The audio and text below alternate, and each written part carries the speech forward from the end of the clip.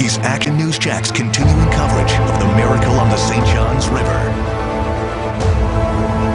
And you're looking live at the Miami Air Boeing 737 that slid off a runway at NAS Jax. What a sight. Sky Action News Jax helps to show just how far into the St. Johns River that charter plane landed late last night. All 143 people on board survived, and rescue crews quickly got the passengers and crew off the plane and into this hangar. They were soaking wet, but otherwise okay. Now, we just talked to a passenger who told us things got real when that water rushed inside the plane. At the moment we felt water, it was chaos. 22 people, including 3 children, were taken to hospitals, mainly as a precaution.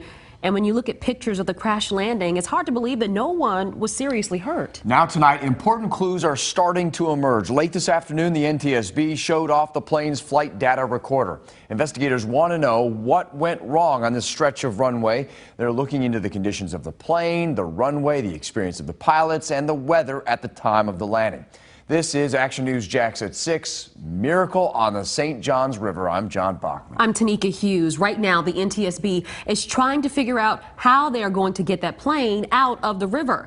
And tonight, Action News Jax has a team of investigators looking into what went wrong and what put the lives of the passengers and crew in jeopardy. Now, a lot has happened today, so let's get you caught up. The NTSB has a GO team on the ground in Jacksonville. Less than an hour ago, they told us that the point of touchdown will be really important in this investigation. While the flight data recorder has been recovered, the cockpit voice recorder has not. 143 people on that flight from Naval Station Guantanamo Bay to NAS Jax last night when this happened. Team coverage starts now with Action News Jax Bridget Matter. And Bridget, passengers say some of the scariest moments came again when that water rushed in the cabin. And one passenger described the water in the cabin falling from the ceiling, Tanika, and also having ankle-deep water inside the plane. This is a look at that plane now, close to 24 hours after it made that crash landing. It remains at NAS Jax. We are across the waterway, so we're having to zoom all the way in so you can see it. Tonight, passengers, they have the luxury of returning home to their families after an incident that could have been much worse. Friday night, a Boeing 737 skidded off the runway at NAS Jax into water. Miraculously, no one was seriously injured. Fewer than 12 hours later, in daylight, Sky Action News Jax captured the plane sitting in water. It's an ordeal that could have been much worse. An ordeal passenger Darwin Silva survived. Everybody kind of puzzled, looked at each other, just kind of like, why are we not slowing down?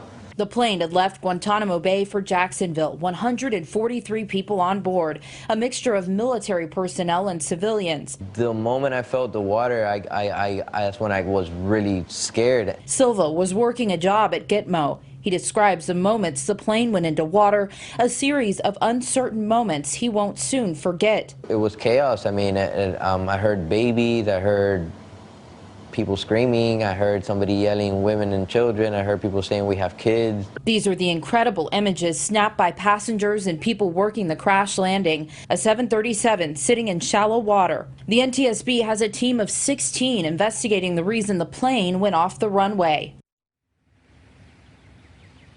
And several passengers, they described the feeling of the plane never slowing down upon landing.